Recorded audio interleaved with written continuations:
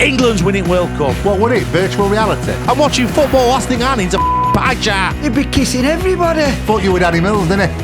That's a right low blow, that. Well, I go to the toilet once a week. The king. He reminded me of myself. Australia shirts on, England flag behind you, Cape Verde is your favourite team, make your mind up. I look the biz, I look like George Michael. This episode may contain strong language and themes of an adult nature.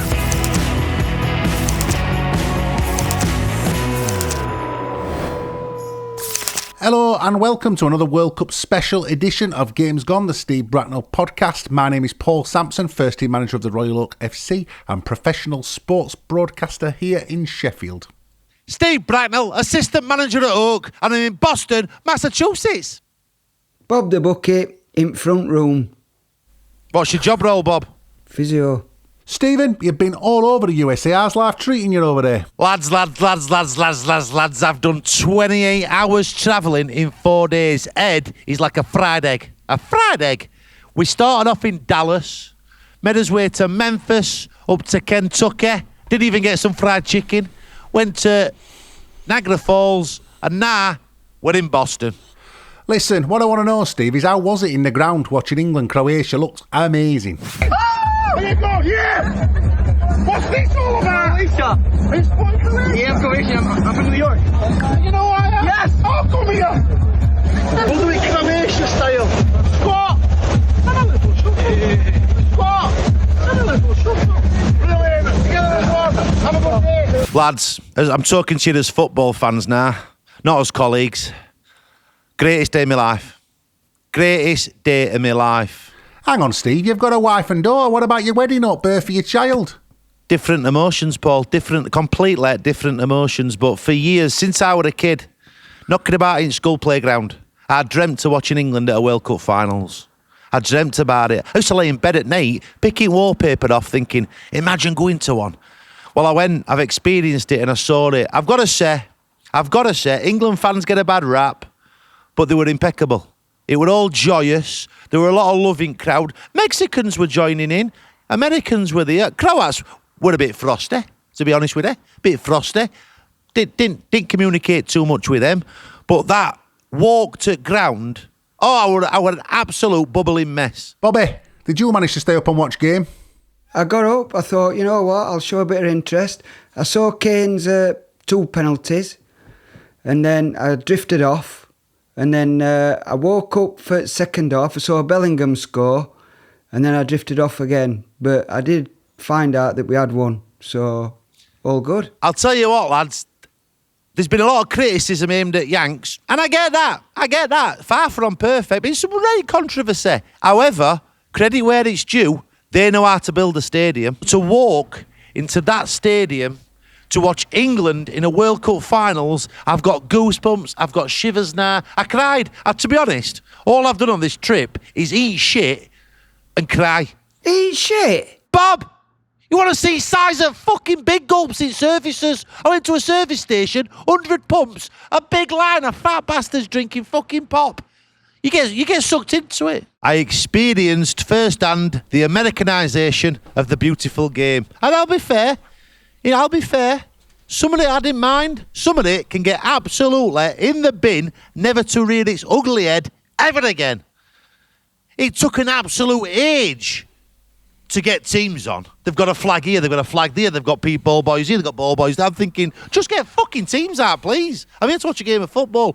The noise, they need to turn microphones down. Couldn't hear me saying anything. Could not hear me saying, trying to have a conversation with lass next to me. Couldn't hear her. Said, sorry love, I'll have to pick up at full time. Yeah, Bob were moaning to me about these celebrities that keep showing on big screen. Have you seen any? I'll tell you what, do you want a funny story? Go on then. Nearly caused World War III. We're in the stadium, and it pans to this bloke in an executive box. He was stood about eight seats away from us, behind us. All Americans going, wow. I'd never seen bloke, none of English had ever seen bloke in his lives. So we're singing, to be honest, and he might have been a bit out of order. Oh, the fucking hell is that? Oh, the fucking hell is that? Oh, my God. Honestly, lot went up. America, you don't know who that is? He won 2 Super Bowls with the Dallas Cowboys. He's the legend. You can't sing that. I'm thinking, I fucking can, and I just have. But this is what they do. They love spinning to celebrities, to be honest. During Panama game, Don't be surprised to see my chops on coverage. I did get on. If you look, they caught me bald back of your head. Back of your head. I won't say name it, with channel. Rooney on. Bobby, did you see any of these celebrities when they flash up on screen? Do you know who they are? And a clue who they are. Not a clue. I don't think Ben Hill's got an executive box at England Ghana. Well, I know they're not on Coronation Street. That is a fact.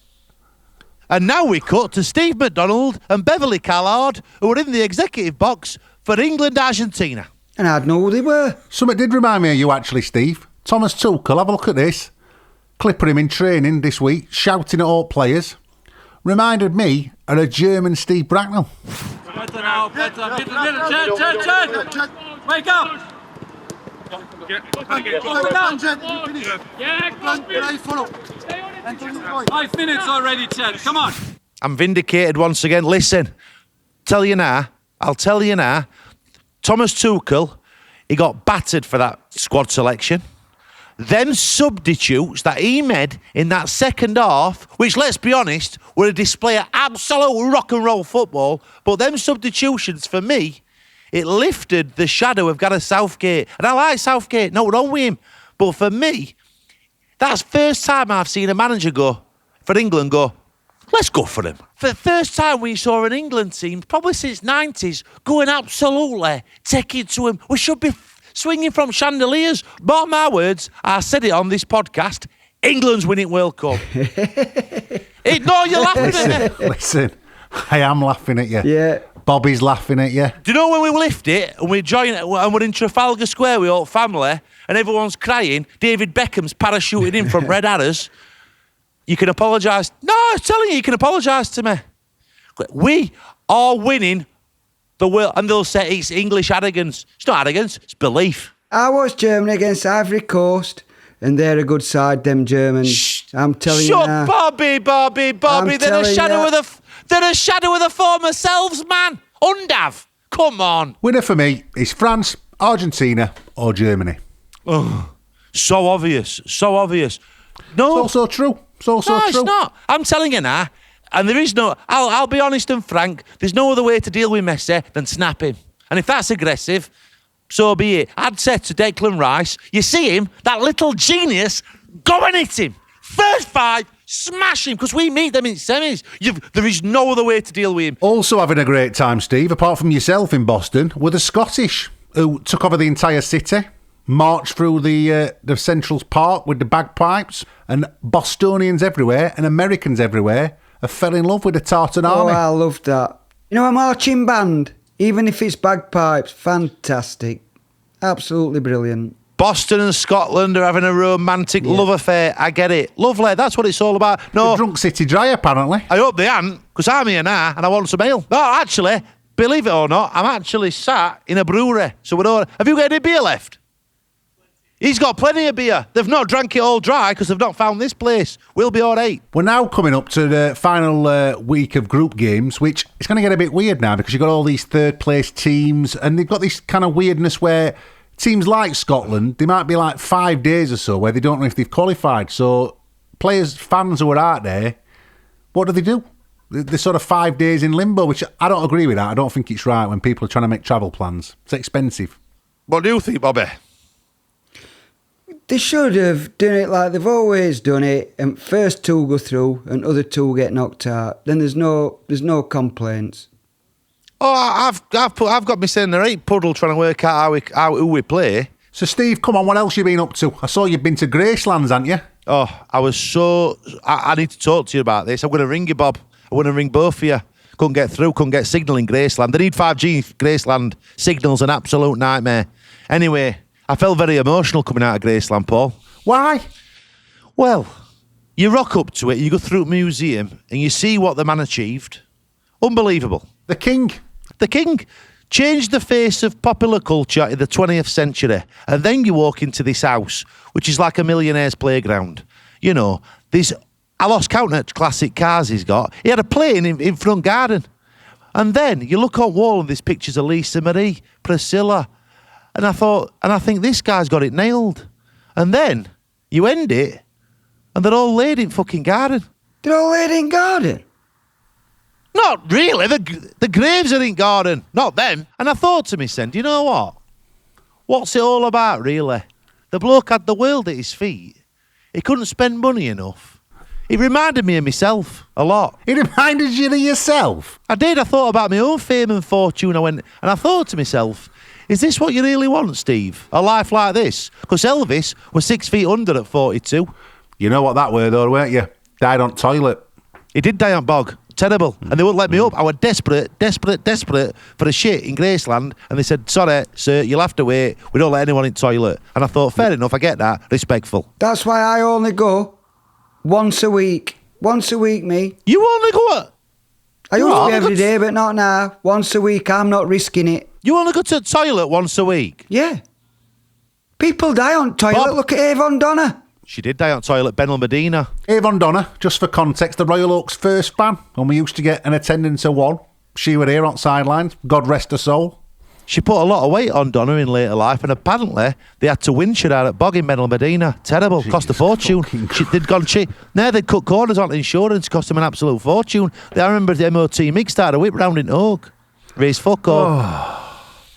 A professional sports broadcasting outfit talking about Avon Donna dying having a shit in Bella Medina. You couldn't make it up, could you? Well, I'll tell you now, Steve. I've put you bin out. You legend, Bob. I knew you wouldn't let me down, mate. And I've cut your grass. I've cut your grass. I didn't ask you to do that. Is that a new mower?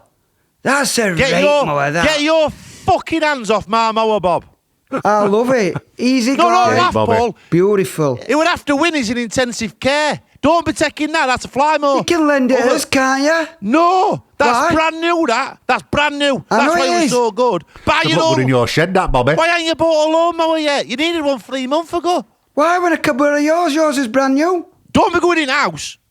You said my casa, my casa or whatever you said. No, my cassa's not your fucking cassa if you're going on garden without me saying no. Me casa, Sue casa. Well, your lawnmower's mine anyway. It's back in my shed at minute. I said you're a dickhead, Bob. You're a knobhead. That's bang out of order. I've cut your grass. I didn't ask you to.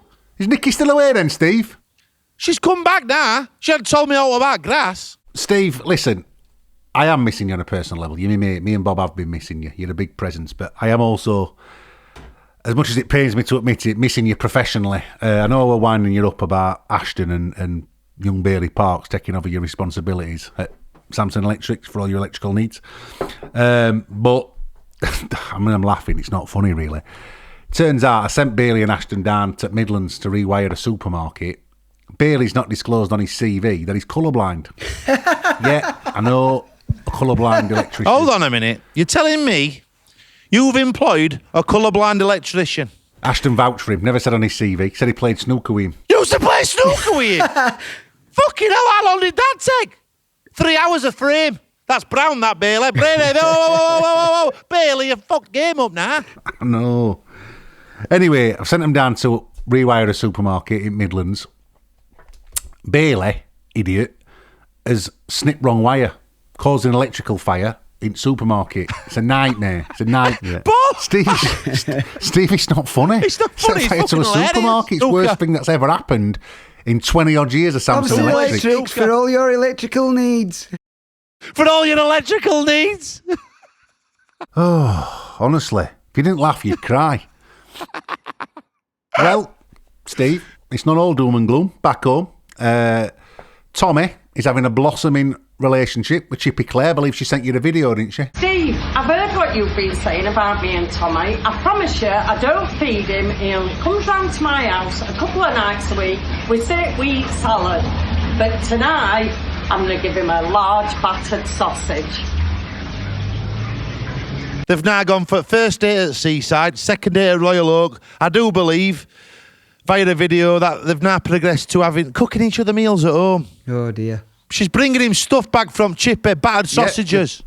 They've been going steady, I believe, which, come on, it's good news, isn't it? He's been struggling. It's good news. It's catch-22. On one hand, he's got a spark back. He's doing well. Something to focus on.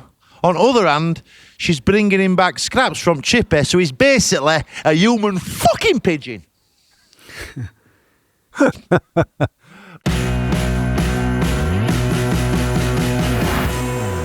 Okay, normally this section is the week in question, but during the summer months, while Steve is out at this year's FIFA World Cup, it is going to be entitled The World Cup in Question. For full disclosure, this episode of Games Gone, the Steve Bracknall podcast, was recorded prior to England's World Cup group game against Ghana. Steve Bracknall here, and I'm at the second group game between England and Ghana. The wonderful Ghana, the colourful Ghana. They're up for this.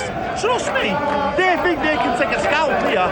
My prediction is England 3, Ghana 0. That secures top of group, which means England's route will be Atlanta, Mexico and Miami. Another country on board. I'll get a stamping passport. I genuinely believe it's coming home. I've tried to dance with this lot. Absolutely having none of it. Like being at Millwall away. I respect it. I won't want them coming in and singing Three Lions. Anyway, let me know your thoughts. Don't know what I'm on about. I'm not a fucking reporter.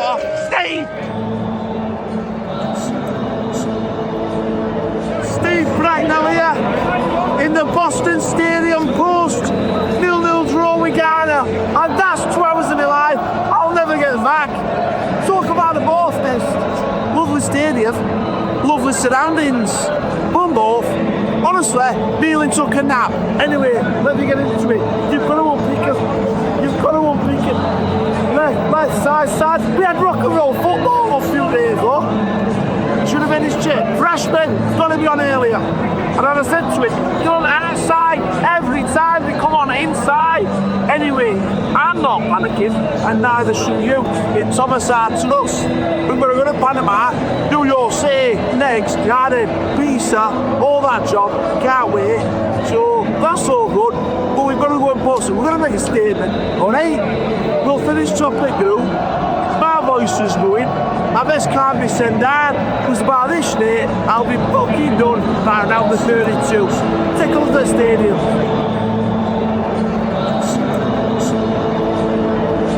Alright, thank you, Steve. Appreciate that. Boys, moving on. Did you watch Cape Verde? Oh. What a game. Oh, they have captured the hearts and minds of the footballing community across the world. Don't you agree, Bob? My favourite team. Absolutely love them. Only 500,000 people. Australia shirt on, England flag behind you, and Cape Verde's your favourite team. Make your mind up. I love them. They're brilliant. Have you seen goalkeeper? He had 400,000 followers on Instagram, keeps a clean sheet against Spain, goes to 6.5 million. Kid will never have to lift a finger again. Fantastic. Well, he will. He'll have to, third game against Saudis, but you know what I mean? Does make you think, though, Cape Verde, doesn't it? Expansion to 48 teams. I know you were critical of Gianni Infantino, Steve, but I think it's been great. I mean, listen, there's an argument to say you wouldn't have got this Cape Verde story. I think it's really lifted tournament. No, I'll admit when I'm wrong. I'm telling you now, one of the greatest games I've seen is that Ecuador-Curaçao game. Right match. 0-0, end-to-end, clinging on, two banks of four, proper old-school football. It's what I can get behind. So on that front, I'll take it on chin. I'll tell you what is hotting up in this tournament is the race for the Golden Boot. Kane's off to a flyer. Messi's now got 5, scored all of Argentina's goals. Mbappe's got 4. Haaland's got 4 last night. Come on, boys, who's your pick? Golden Boot. Looking at it, I'd say Messi. He's class, and he's a good player, and he's got an hat-trick, and he's on fire, and I can see him doing it. Stephen? I'm not changing. I'm sticking to my roots. It's Harry Kane. He didn't let me down. I said it last week, got laughed at. Didn't let me down, did it? I love Harry Kane. Did you know what? I think me and Harry Kane had a moment during Wonderwall. I'm sure he were looking at me. Oh, I'm sure he were looking at me. Jesus Christ. Sure he were. Thought you were Danny Mills, didn't he? That's a right low blow, that. Right low blow. Comparing me to a 2002 Japan World Cup right back, low blow. I'll tell you who's not going to win the Golden Boot. I know he scored a couple, but Cristiano Ronaldo. I think it's one World Cup too far. Yep. The bloke's struggling. It's sad to see. You've got to know, it's like a boxer. You've got to know when to stop throwing punches. What's that, what Jamie Carragher said? Leave the game before it leaves you. And this is what I've been telling you about Parksey. He's a millstone. He's a what? Yeah, he's a millstone. What's the fuck's one of them? Big round bit of stone, what they grind things with in a mill. That's right, banger. Can't you just let the bloke enjoy World Cup? There's some truth in what I've been saying. I want you to face reality. Parksey's too old. You've got to transition people into afterlife, Steve. He's too old. He's got to go. All right, I'll meet you halfway. And we can have a discussion. Jordan Henderson's obviously not gone out there to play football. I get that. He's gone out here as a link man. Parksey could be a link man between us and players. Basically, a fucking snitch. He's staying up late. Marcus Rashford's staying up late. Elliot Anderson, he was on Xbox till 12:30, Thomas. He's a snitch. That's what Jordan Henderson is. Listen, as an experienced manager in my second tenure, myself, I think this World Cup's going to be won and lost in dugout. You look at some managers, Deschamps, class. Carlo Ancelotti, Thomas Tuchel. Then you look at other teams. Sweden, for instance, have got Graham Potter. Do me a favour. Do you know the biggest surprise for me, management-wise? I nearly fell off my chair. I'm watching Curaçao. I can't believe Dick Advocaat's still alive. I fell off my chair. They went, well, I thought he were dead. Dick Advocaat, which is two things your nan only ever gets at Christmas. I like it, Paul. I like it. Very bad. Speaking of managers, do you know what reminds me of you, Bobby? Marcelo Bielsa. I don't know if you saw this thing recently where they all had to pose, right, for a photo, and Bielsa's looked at the floor like that. I'm not a model, is what he said. Which, I think there's a lot of synergy between you and him, Bob. Curmudgeonly. He's struggling a bit, innit, Toad lad? I mean, Uruguay aren't doing that well, to be fair. But I do like him. I like what he stands for. No nonsense. Can I tell you why I know Bielsa is over the hill? Why? Because he's swapped sitting on a bucket for sitting on a cool box. That's a sign of wear and tear on knees, that. Man need a knee replacement. No, he's still a good lad. Still a good lad, Bielsa. He needs chair raisers. How's about, Marcel? What's he called? Marcelo? Whatever. How's about you sit on fucking bench? It's easier. They're designed to sit on. Reminded me of when we had to do that green screen thing for Nag's Head match. You weren't having any of that, Bobby, were you? I would. I'd like him. I like everything he stands for. How he plays game. Love it. He used to live above a Chippy. Who If did? you're a Chippy... Bielsa, when he managed Leeds, lived above a Chippy. Did he? And fucking Tommy will soon if he carries on. What a nightmare. One person who did struggle at this year's World Cup was referee. Did you see him go down? Cramp, apparently. Oh, good Lord. The referee has got cramp out there. Yeah, had to go down. He had to get him some pickle juice. Saw him out, all fussing round him, give him a Jaffa cake. Have you seen this thing they're doing with CGI? Looks like fucking Avatar. What was it? Virtual reality? Virtual reality, they're recreating goals in it's like, hold on a minute, I'm not playing FIFA, chill out. Listen, I'm all for it. It's modern, it's progressive, right? Listen, you've got to use these mediums in broadcasting. Oh, no, someone needs to call it for what it is. Absolute load of bollocks. You're a dinosaur, Steve. Get it modern world. I'll be honest, BBC, when I call you out, them little graphs you keep putting up in middle of... I didn't ask for I'm watching football, last thing I need is a fucking pie chart.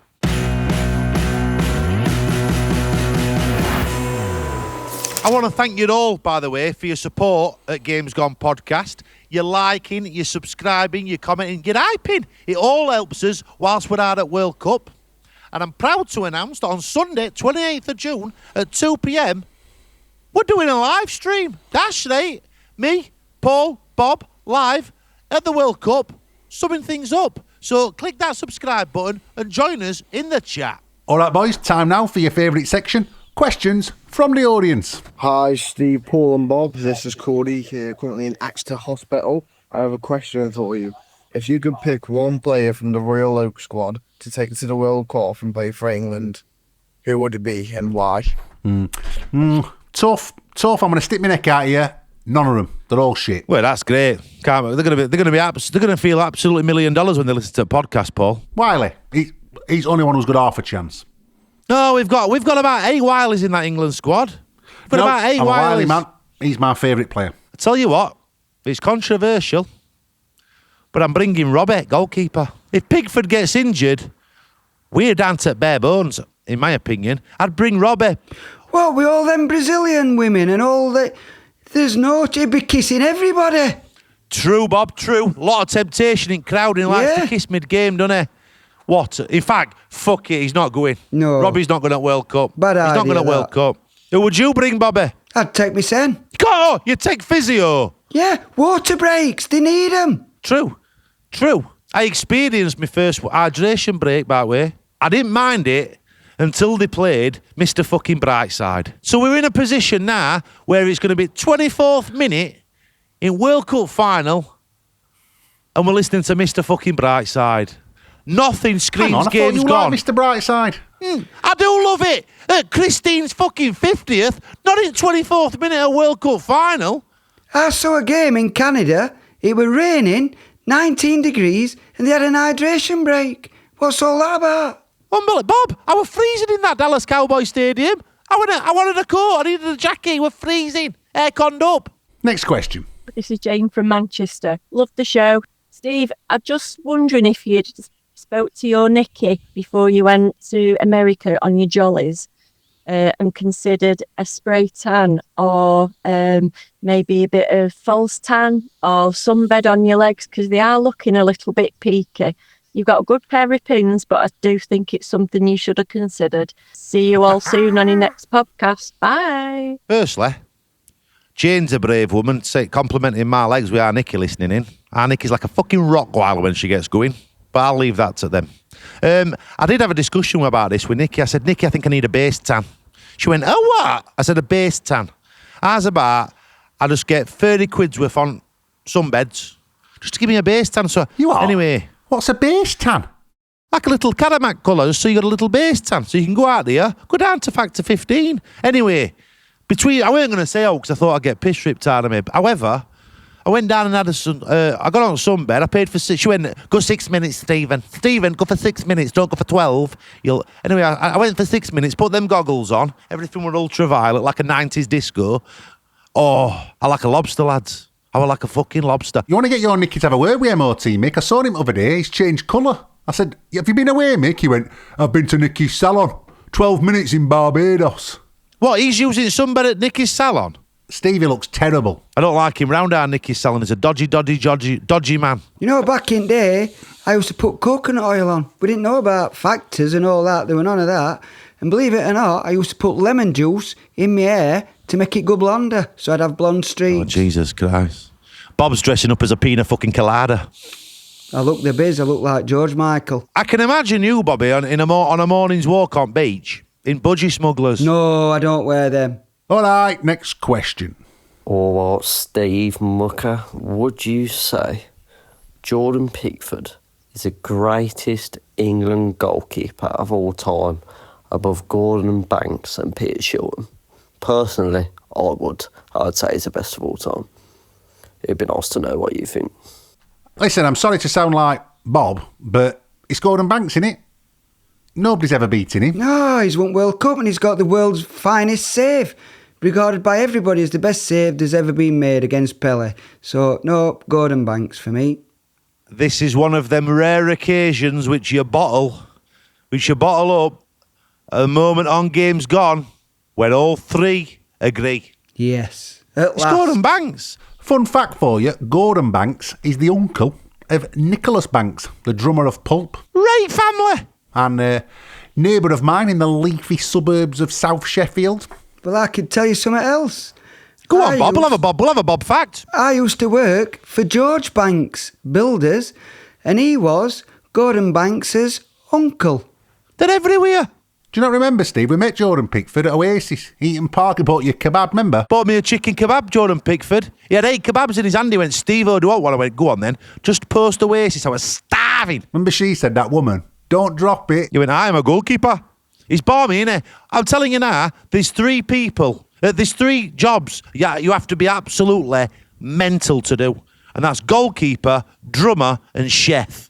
Don't trust a goalkeeper, a drummer, or a chef, because they're absolutely tapped. All right, boys, Steve, we do appreciate you taking time out of your travels to talk to us. Bobby, we appreciate you dialing in from your living room. I do hope you are both well. I am missing you both, much as it pains me to admit it. All right, for the people at home, do keep sending us your World Cup-themed voice notes and messages. Steve, how can they reach us? You can reach us and send your voice notes to steve@bbc.co.uk. You can WhatsApp us on 0800 783 1997. Thank you for watching the Games Gone podcast. Please do subscribe, comment, follow, share, like and hype.